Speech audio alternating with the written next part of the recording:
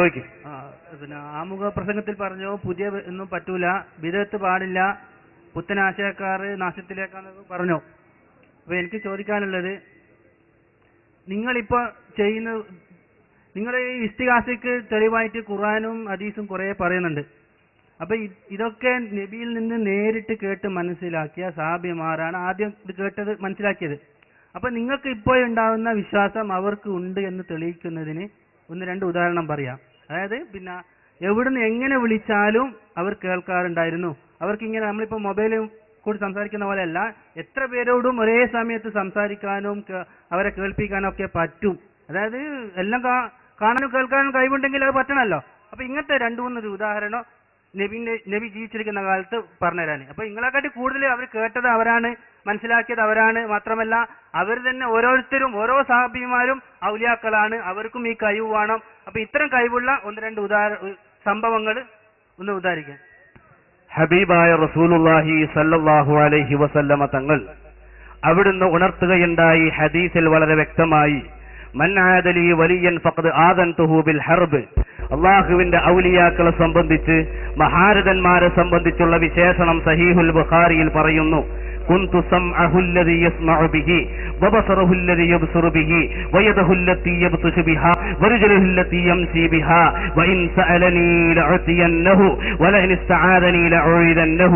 ഹബീബായ റസൂലുള്ളാഹി സല്ലല്ലാഹു അലൈഹി വസല്ലമ തങ്ങൾ പറയുകയാണ്, അവർക്ക് കാണാനും കേൾക്കാനും എല്ലാം കഴിയുന്നവരാണ്. അതിനുള്ള ഒരു ഉദാഹരണമാണ് മഹാനരായ ഉമർ ഇബ്നുൽ ഖത്താബ് റളിയല്ലാഹു അൻഹു ബഹുമാനപ്പെട്ടവർ ഖുതുബ ഓതിക്കൊണ്ടിരിക്കുമ്പോൾ ഒരുപാട് ദൂരെയുള്ള നഹാവന്ത് എന്ന് പറയുന്ന പ്രദേശത്ത് 8000 ചില്ലാനം കിലോമീറ്റർ അപ്പുറം യുദ്ധം ചെയ്തിരുന്ന ബഹുമാനപ്പെട്ട സാരിയത്ത് ബിൻ മഹ്സൻ റളിയല്ലാഹു അൻഹുവിന്റെ സംഭവം വളരെ വ്യക്തമാണ്. ബഹുമാനപ്പെട്ട ഉമർ റളിയല്ലാഹു അൻഹു കാണുന്നു, യാ സാരിയ അൽ ജബൽ ജബൽ, യാ സാരിയ പർവ്വതം കണക്കിലെടുത്ത് യുദ്ധം ചെയ്തോ എന്ന് പറഞ്ഞ സംഭവം ഇസ്നാദുൻ സഹീഹുൻ, അത് സഹീഹാണ് എന്ന് ബഹുമാനപ്പെട്ട ഇമാം ഖുസൈരി പറയുന്നു. വൽ വിലായത്ത് വൽ കറാമ എന്ന ഗ്രന്ഥത്തിൽ കേരള നദ്വത്തുൽ മുജാഹിദീന്റെ പ്രഥമ അധ്യക്ഷ കസേരയിലിരുന്ന KM മൗലവി സാഹിബ് പറയുന്നു, അവരെ പോലെയുള്ള പണ്ഡിതന്മാരൊക്കെ പറഞ്ഞിട്ടുണ്ട്, അഹ്മദ് ഇബ്നു ഹംബൽ റളിയല്ലാഹു അൻഹുവിന്റെ ഫളായിലിൽ ഉദ്ധരിച്ചിട്ടുണ്ട്. അതുകൊണ്ട് അതുപോലെയുള്ള കഞ്ഞി ബന്ധോ നോക്കാൻ ഒന്നായിട്ട് കുഴച്ചോക്കേണ്ട ആവശ്യമില്ല, ഒരു വറ്റ് ഞൊണ്ടി നോക്കിയാൽ മതി. അതേപോലെ ഇത് ഒരു ഉദാഹരണമാണ്.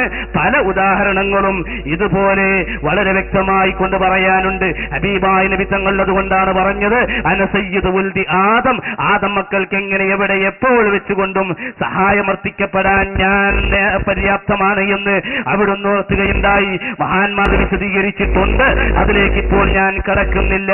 എന്റെ പ്രിയപ്പെട്ട സുന്നത്ത് ജമാഅത്തിന്റെ പ്രവർത്തകരോട് ഉണർത്താനുള്ളത്, അഹ്ലു സുന്നത്തി വൽ ജമാഅത്തിന്റെ ആശയം വളരെ വ്യക്തമാണ്, സ്പഷ്ടമാണ്. അത് മനസ്സിലിരുത്തിക്കൊണ്ട് പഠിക്കുകയും പകർത്തുകയും പകർന്നു കൊടുക്കുകയും ചെയ്യണമെന്ന് സാന്ദർഭികമായി ഉണർത്തുന്നു.